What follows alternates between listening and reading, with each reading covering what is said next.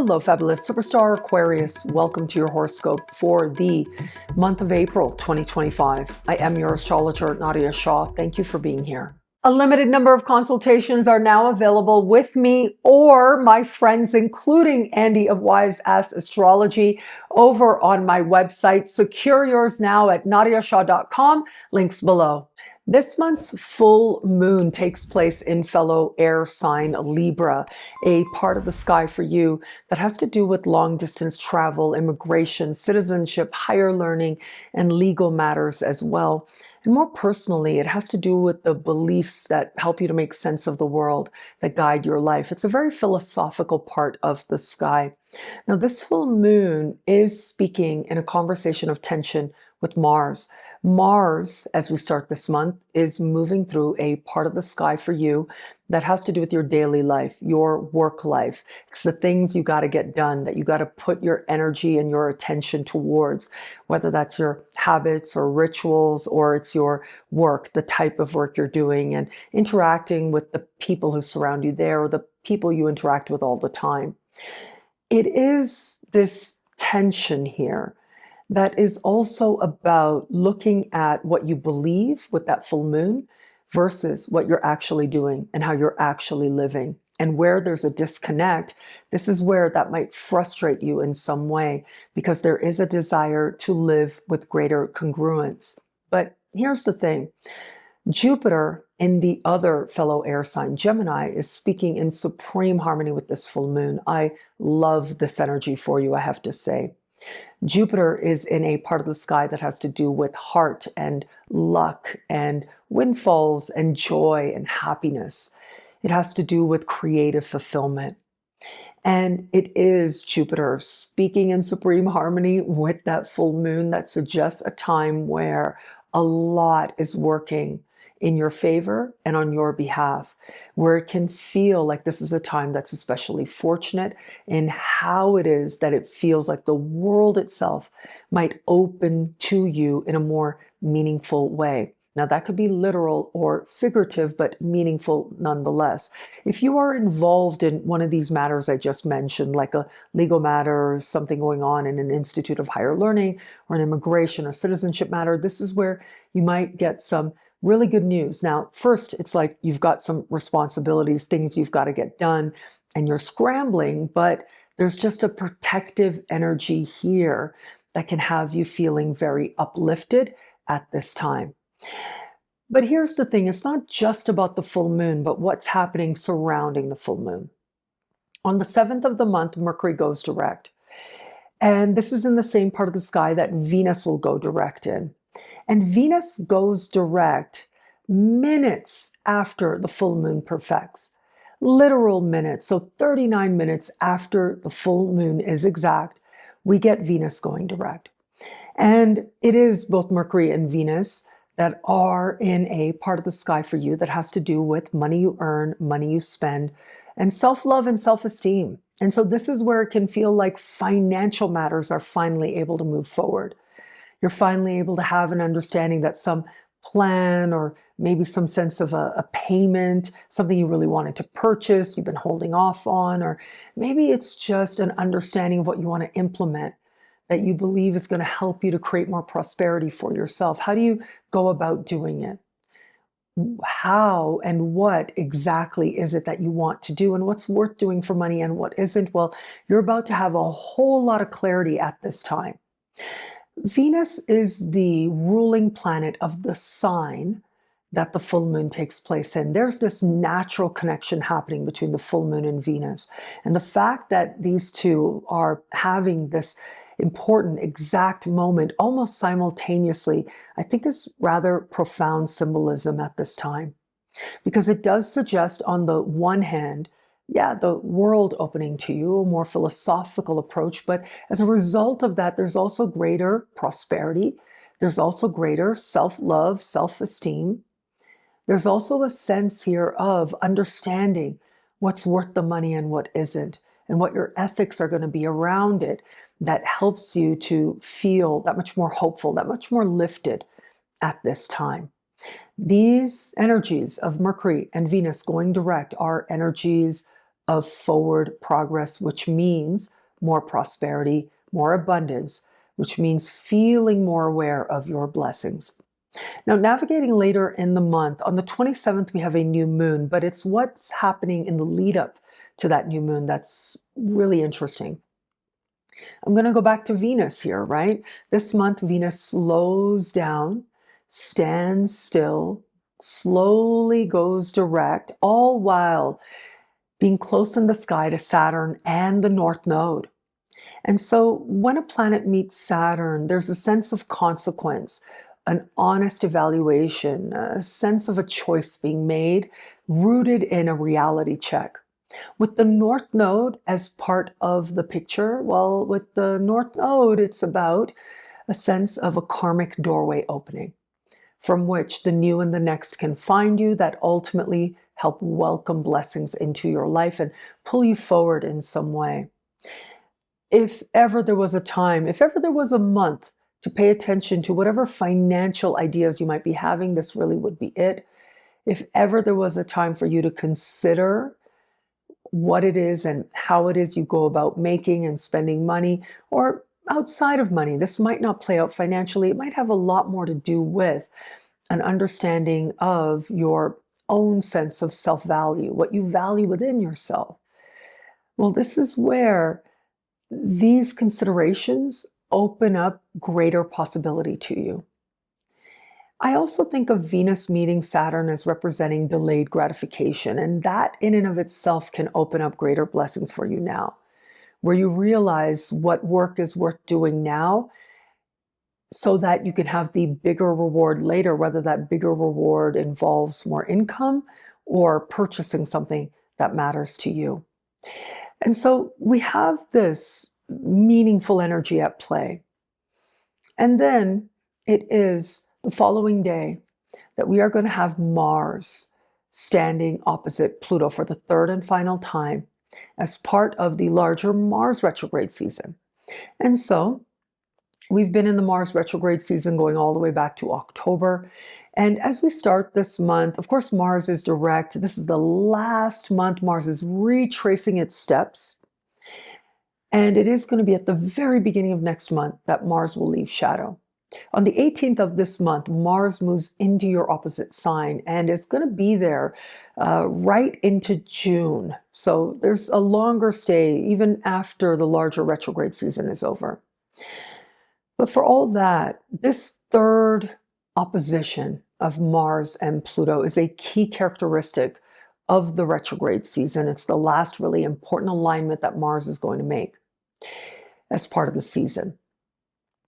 And Mars in your opposite sign speaks to partners of all kinds, your one-on-one interactions.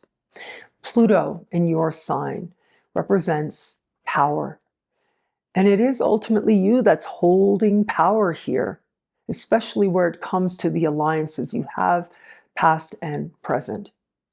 But yeah, this might be tension with another person. It might provoke you, or they might complain that you are provoking them. It could be a business partner or professional alliance. It might be romantic, though I'll talk about that in just a little bit. But understand this is ultimately a moment of truth. Understanding how you feel about another, where you stand with another, the nature of the alliance, and what it is you might want to do next.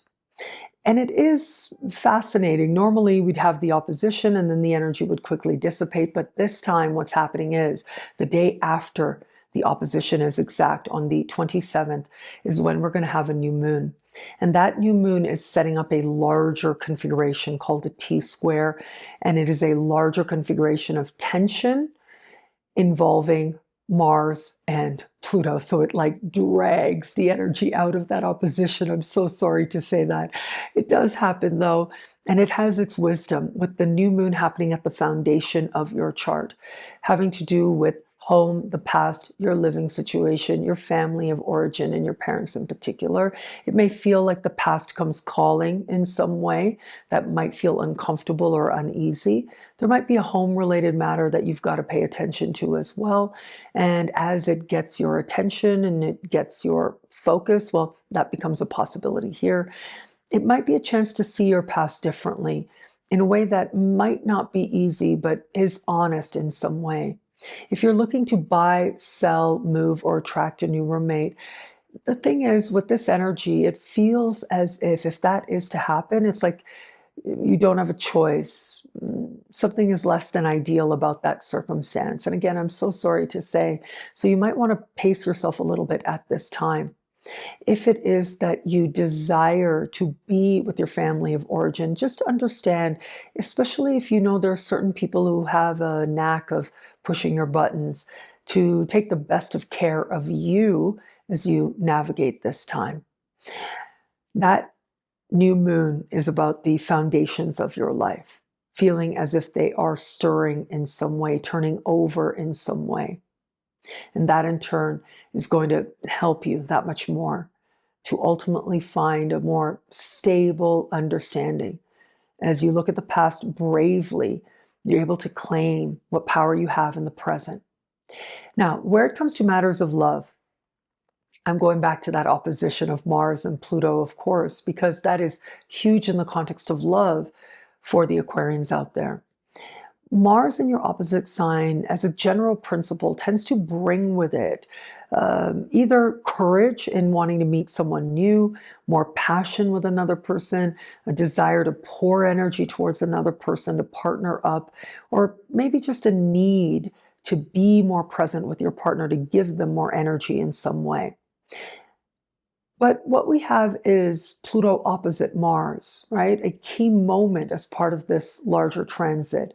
And it's a turning point. The day before, we get that triple conjunction of Venus and Saturn and the North Node. You're being honest with yourself in a way that ultimately is going to change your understanding of love. But remember, at this point of the Venus retrograde season, love and self-love are intimately tied for you in some way. But for all that, yeah, love and self-love, but then also there's somebody else there, and there might be a sense of being on opposite ends or some conflict. But at the end of the day, you've got Pluto in your sign. You're the one with the power. A housing issue might involve it. And I would say, if it is that you're open to meeting someone new under the light of that new moon, I would encourage you to avoid connecting with somebody who is close to home in any way. That really would not be something that's going to be easy to navigate. There's going to be a need to figure that out, to finesse. And for some, there might even be a sense of wishing you hadn't gone in that direction as a possibility. But for all that, Mars moving back into your opposite sign means that you're motivated to connect with another person. You're putting yourself out there, which means that connections, well, they are going to be had. Where it is you keep self-love at the forefront, well, that's when you tap into the potential of connecting with someone where there might be some long-term potential. For those of you just starting to date someone, well, look, I do think Venus-Saturn North Node is very consequential. Does this person invite you or inspire within you a greater sense of self-love? If they do, then there's a pathway forward. But for all that, we're going to have that Pluto opposite Mars. That is a big moment of truth. That new moon in particular is going to show you something about their past or your past, or what stirs very deeply within you, how comfortable you feel with this person or not. And the turning point is going to be very all or nothing, I would say. Either you see things in this person that make you feel like you know something profound about them and you feel more bonded to them, or you see things in this person that make you say, this really isn't it, that repel you even and have you going another way. And for those of you in an established bond, I think for the overwhelming majority, there's going to be a sense of wanting to pour more energy towards your partner. You're being more present with them in some way. So there's a lot of energy being spent, whether you want to or you feel like you need to. Regardless, though, this is a transit. Transits pass. There is going to be that small percent out there. If you felt for a while you might not be in the right relationship for you, and especially if there's been tension in the past, that is going to stir very strongly under the light of that new moon. And especially if it is that you live with this person or want to live with this person, some choice is going to need to be made about the living situation between you and your partner. And that could speak to whether or not there's a pathway forward. What I love about this month for you, there's so much here. It's a powerful and meaningful astrological moment. I'm going to say I love the energy of, well, I really love that full moon energy. I know it is square Mars, not the easiest vibe, but it is trine Jupiter, which means that there's a lot of blessing and luck and hope and optimism with that at this time. And it's all about expanding your horizons, having a different understanding of your place in the world, literally or philosophically. And for some, quite literally, the world might open to you.